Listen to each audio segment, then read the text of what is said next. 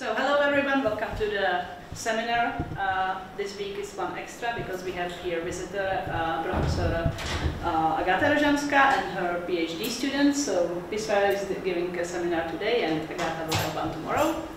So Biswaraj will tell us about iron line from accreting sources. Welcome everyone. My name is Biswaraj Palit. I am a first year PhD student at the Nicolaus Copernicus Astronomical Center, working under Professor Agata Rožanská. And today I will discuss about iron line, which is a very important emission line in X-ray astronomy, and how it can be used as a tool to better understand the process of accretion and AGNs in general. Before that, a little background. So I am from Kolkata, which is a city in the eastern part of India. I did my undergraduate and graduate studies in physics from Jadavpur University. And before joining PhD recently, I was also a visiting student at the Indian Institute of Astrophysics in Bangalore. So, yes, process of accretion is very common in astrophysics, and the general definition is, well, it's a rapidly rotating gravitationally bound gas around a compact object. Now, the compact object could be a black hole, a neutron star, and also in some cases a white dwarf. And generally for active galactic nuclei or AGNs, the temperature of the disk ranges between 10 to the power 4 to 10 to the power 5 Kelvin. So it glows brightly in optical, UV, and also sometimes in soft X-rays. On the right, you can see the general morphology of an AGN, which is currently the widely accepted model among the community. And the supermassive black hole and the accretion disk are concentrated at the center, and it's the smallest structure considering a huge structure like AGN. And beyond the disk is the broad line region and the narrow line region, which are only visible in optical wavelength. If we go beyond the broad line region, there is this donut like structure which is called the torus, sometimes also called the obscuring torus, and it's dusty in nature, only visible in infrared. Finally, there is this jet. Not all AGNs have jets, but those which have, they are visible in radio. So an AGN is such an object which corresponds to all the wavelengths in the electromagnetic spectrum, and the total and the X-ray luminosity is around 10 to the power 43 to 46 arc per second. So which is a significant amount considering the entire bolometric luminosity. This image on the right concentrates on the inner accretion region, which consists of which is at about a distance of 30 gravitational radii from the black hole, and there is also another microstructure on top of the black hole. That's according to some model where it's considered that a compact cloud of plasma is present on top of the black hole, which is called the corona. And well, to an observer, all these microstructures are concentrated into just a spot on the CCD image of some X-ray telescope. And then using sophisticated reduction softwares, we can obtain the spectra, the light curves, as well as grating spectra for the object. And specifically, the X-ray spectra is shown here on the left, and this is a theoretical spectra where the black solid line shows the general spectra, and it consists of several features. For example, the most prominent feature is the double peak continuum. So one is below 1 keV and the other is beyond 10 keV. The first peak corresponds to soft X's, and currently it is not well known what is the origin of soft X's. There are several models which consider that these soft X's is a collection of very closely spaced emission lines which are relativistically smeared. Then the next most prominent feature is the iron line, which is going to be the focus of my talk. and the neutral iron line, fluorescent iron line is seen at 6.404 keV. Then there is the absorption edge for inner K shell absorption at 7.112 keV. Beyond that we see another peak called the Compton hump. Apart from that, in certain AGNs we see an extra sort of absorption region around 0.5 to 1 keV, which is called the warm absorber. So, when spectroscopic studies are done in this soft X-ray region, there are many absorption lines for oxygen 7 and oxygen 8, and studies have shown that they are clouds of absorption lines which close to the black hole. Finally, another feature which has recently become of huge interest is the X-ray time lag. Now, X-ray time lag is not a spectral feature, so it is not here, it is rather a temporal feature which I will discuss later in my slides. On the right, I have shown a typical spectra of a Seyfert-1 galaxy. So, there is very less absorption, as you can see. The features are not very prominent because in Seyfert-1 the absorption is less, that is according to the unification scheme of AGNs. Now, focusing more on the origin of iron line. So, on the left, this is generally a model where, again as I mentioned previously, there is the corona on top of the disk and the corona produces hard X-rays. Some of the hard X-rays directly reach the observer and some of it gets concentrated on the disk. Because it is so near to the black hole, some of it is forced to reflect on the black hole on the accretion disk and then get re-emitted. So, this is not like a reflection of light, this is rather reprocessing of the hard X-rays by two processes. One is fluorescence, which produces the iron line, and the other is Compton reflection, which produces the Compton hump, like I have shown in the previous slide, this Compton hump. So, fluorescence is basically when photon of energy more than 7 keV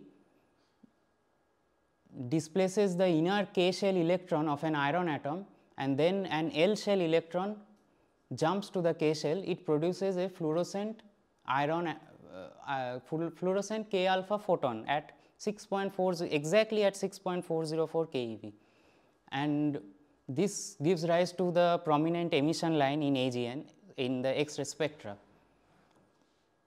Now, the automatic question is, why did it have to be iron? Like there are many other more abundant elements, but specifically for iron the fluorescence yield, the quantum fluorescence yield is the highest, and also iron has a moderately high abundance. So, the product of fluorescence yield and abundance is highest for iron across all the elements, and this is why in the X-ray spectra iron line has become an important feature to probe the region where the radiation is being reflected, for example, or what is the ionization state of the disk, or at what inclination we are viewing the disk.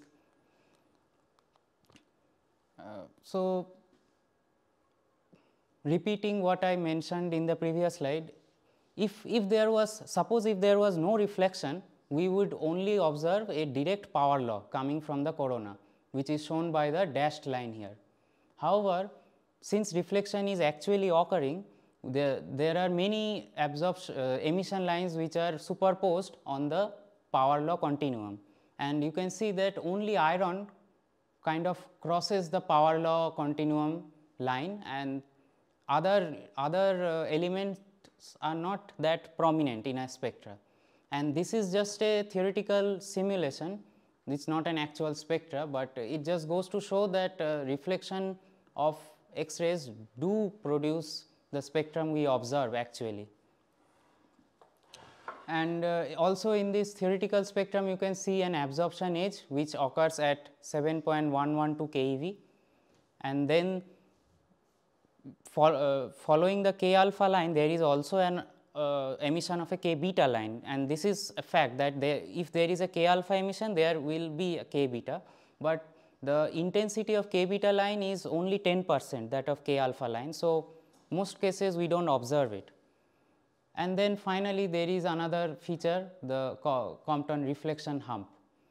These values that are mentioned here, they are only for neutral iron atom.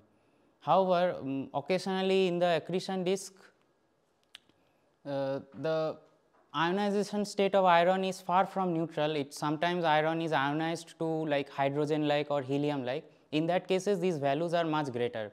They are a function of the ionization state.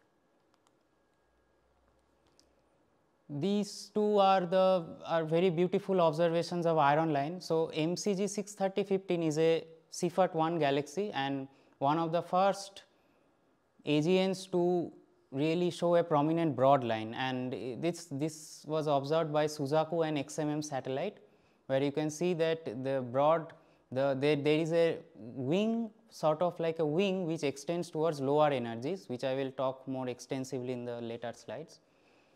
And the object XTE, this is not an AGN, this is a galactic black hole binary, but they too show up iron lines, and this just goes to show that it is not just an artifact of AGNs, but it is an artifact of accretion disks, the process of accretion and reflection, where two objects where the black hole masses are like different, there is a difference of millions of solar masses, but still they show up such repeating features.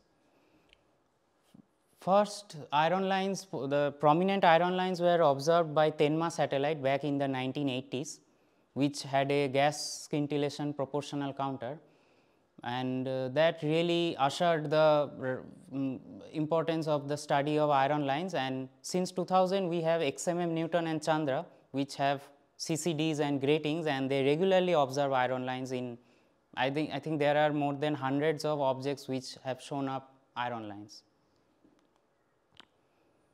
Now, discussing the tools which really help us understand the structure of AGN. The first tool is line width. When I say line width, I mean the equivalent width of the line, which is the area under the emission line normalized by the total area of the spectra. And it is a very early study in the 1980s. These are observations from Tenma satellite, where Makishima has shown how equivalent width varies with the hydrogen column density of this annular region. Now, for discussion's sake, let us consider this annular region to be the torus, just for understanding the variation. So, at the center is our black hole or the central engine, and around it is the torus. So, in the first case, where the observer is directly looking into the central region, this solid line represents the power law spectrum, and the dotted the dashed lines on either side are the scattered radiation, and iron line is the fluorescent iron lines are produced from these regions, and they are also received by the observer. So, in the first case, we see that equivalent width increases up to a certain point, because as the column density increases, more and more scattering occurs, and the probability to really observe an iron line increases. So, my equivalent width also increases, but beyond a certain value of NH, this annular region becomes too thick, because of which the fluorescent photons which are produced, they get self absorbed within the material, and the only dominating radiation is the power law, and this power law has an effect of reducing the equivalent width, and so the equivalent width again kind of has a turnover and it falls down. This kind of arrangement is generally seen in narrow line Seyfert-1 galaxies or in general Seyfert-1 galaxies. Then in the second case, we notice the symmetric case, where the power law radiation is coming through the obscuring region or the torus. So, in this case both scattered as well as absorbed radiation is being received by the observer, and this is the case 2 where we see that equivalent width increases with the column density, because up to this point it is similar to the case 1, but when the obscurer becomes very thick, although scattered radiation gets self absorbed, but the power law radiation does suffer absorption. However, what happens is that at softer X-rays the absorption is heavy. So, the spectrum kind of shows a dip, and this again increases the equivalent width. So, beyond a certain value here the equivalent width does not drop off, it keeps rising, but all this consideration is within the optically thick regime. If we go beyond 10 to the power 24 value here, the scattering effects change, because we go from Compton thin regime to Compton thick regime. In the third case, we can take the help of this figure on the left, where there is an optically thick cloud which is blocking the direct power law radiation coming from the corona. And in this case the scattering, the fluorescent iron line which we receive from the scattered radiation has little effect, because most of it is dominated, most of the absorption is dominated by this absorber which is directly blocking the coronal radiation, and so the equivalent width shoots up. It has a very high value, and the variation is not very significant. It is almost a horizontal variation. Finally, the fourth case, it is a special case where the radiation coming from the central region is completely blocked by a partial coverer, or some cases in case of binary systems when the companion star completely blocks the black hole or the neutron star. So, in this case we do not get any radiation. Thus, here we saw how estimating the equivalent width and just studying the variation with column density, we can really understand what geometry exists for the AGN. Moving on, the next tool is the line centroid. Now, the iron line observed in the laboratory, for example, from X-ray spectroscopic studies, the iron line intrinsically is narrow. However, near a black hole it is predicted that the iron line does not have a Gaussian like shape as shown in the top right figure, but it can have a broadened feature as shown in this Fabian plus 2000 paper. So, the measure of the line centroid is as well as estimating what is the correct profile of the line tells us at what region the line is produced. Like I mentioned in a previous slide that the ionization, the energy at which fluorescent atoms will be produced depends on the ionization state of the disk. So, one way to estimate, for example, here in this plot we see that there are two narrow lines and one line is far from 6.4 keV. So, this goes to show that the accretion disk or the reflecting material we are dealing with is highly ionized. And there is a general idea among the community that narrow lines are not produced in the disk. It is produced far from the black hole, for example, in the broad line region or some cases also in the torus. However, if we consider a broad iron line, the general idea is that it is produced close to the black hole, that is in the inner accretion disk within a distance of 30 gravitational radii.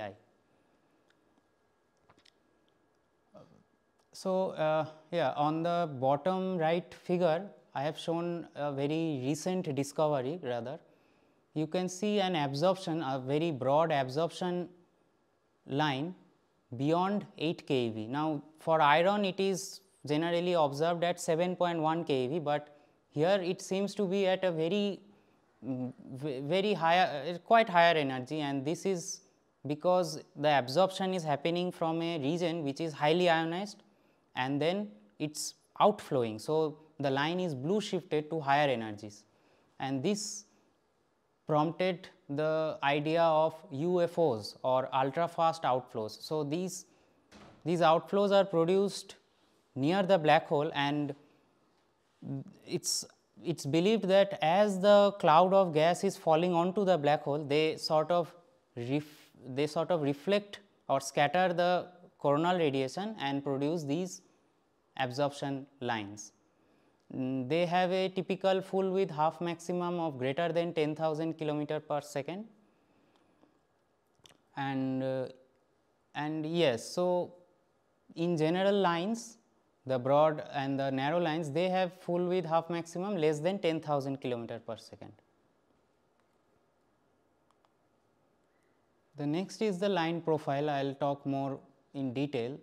So, like I mentioned, intrinsically the iron line should be a narrow line, but near a black hole three factors come into play. The first one is Newtonian motion of the disk. So, due to this Keplerian motion, the iron line does not have one peak, but there are two symmetric peaks on both sides of the line centroid.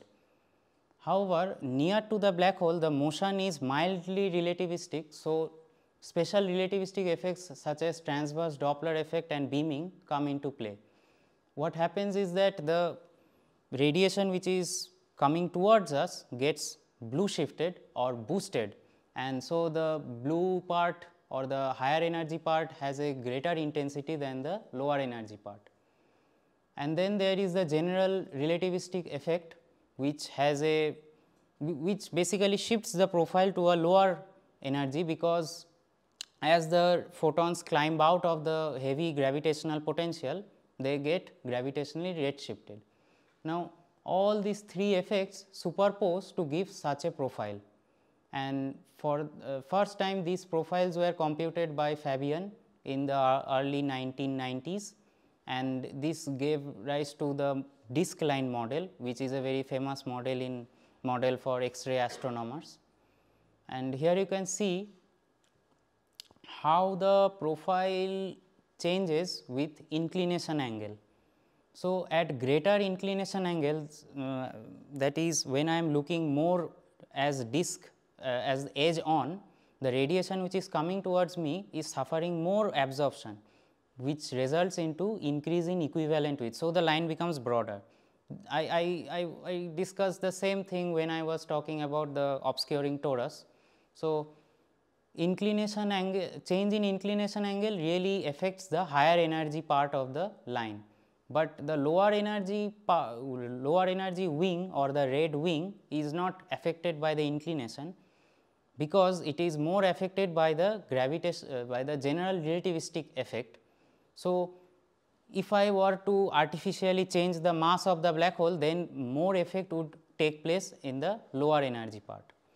And typically these profiles are computed in the disk line model, and on the left I have shown this profile which has been observed for MCG 63015, and MCG is one of the most well studied sources when it comes to double horned iron lines, and here you can see that it does really follow such a pattern.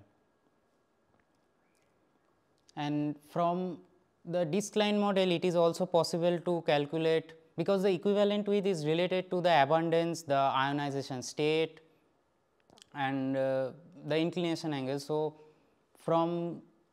by comparing these profiles, we can get a lot of idea about what is really happening close to the black hole. Finally, the last tool that I will discuss is a very novel approach towards understanding accretion, is the reverberation mapping or reverberation lag. Now, reverberation mapping was first done for optical wavelength, and the concept has existed since 40 years. However, for X-rays it is a very recent exercise made possible by two very good time resolved satellites, XMM Newton and NewStar. They have very good time resolution, which has made possible such a study. And so, the basic idea is that there is just this one assumption where the corona is present on top of the disk, which is producing direct power law, as well as a fraction of the power law is being reprocessed by the disk. Now, this reprocessing, depending on the distance of where it is occurring, this reprocessing takes some time. So, there is a delay between the direct radiation and the reprocessed radiation, and this delay is measured, and from that we can infer at what distance really the reflection is occurring. And this way of studying the disk is a model independent way of looking, because previously the methods that I have mentioned, they really depend on what model I am fitting, what is my baseline model, and so the results to some extent are model dependent. Whereas in this case, like I show in the next slide, yes, here on the left plot I have shown that these are the time lags. So, basically the only measurement is the time difference, and around 5 to 10 keV the time lags suddenly increase by around 300 factors. So, this proves that there is some sort of reflection or reprocessing occurring, and we observe these lags. A similar lag is also observed beyond 10 keV. This is because of the Compton hump. And so, one precondition to observe time lags is that the AGN has to be variable, highly variable, and that is satisfied by, generally it is seen only in CFERT 1 galaxies or narrow line CFERT 1 galaxies. So, this reverberation mapping can only be done for such sources. One of them is the NGC 1365. Another important conclusion from reverberation mapping was seen when certain observations agreed with black hole mass. So, here you can see that the time lag shows a linear variation with the black hole mass. So, if I go back to the previous diagram, if we assume that the distances are measured in gravitational radii, then the time lag is proportional to the mass of the black hole, because there is just one assumption that is going in, it is that the corona is present vertically on top of the disk. So, we see that the time lags, this tau is the time lag and it is proportional to the mass, and so reverberation mapping provides an independent estimate of mass of black hole. And ending on a hopeful note, so the last two satellites that really provide all the results I have shown, they were 20 years ago, XMM Newton and Chandra. And after that we had only New Star, which is also successful, but not in terms of observing iron lines. So, the next novel satellite that is being launched is the CRISM, and it's supposed to be launched this year, but it has been delayed until 2024. And CRISM has a special instrument called the microcalorimeter, which has exceptional energy resolution. In this figure you can see a spectra, the grating spectra from Hitomi. Hitomi was a Japanese satellite which also had the microcalorimeter, and here the iron lines are beautifully resolved. In fact, we can see the two components of fluorescent iron line, the K alpha 1 and K alpha 2, as well as a bunch of other lines are also visible, and this is not a simulated spectra, this is an actual observation of the Perseus galaxy cluster. And hopefully with the launch of CRISM we can also obtain well resolved emission lines. And then far in the future, the community is awaiting the launch of Athena, which has a equally capable instrument having a cryogenic X-ray spectrometer, but the launch date is quite far, it is 2037. Anyways, so these two satellites are going to really boost the study of iron lines, and yeah, we are hopeful about it. So, I will end there. Thank you.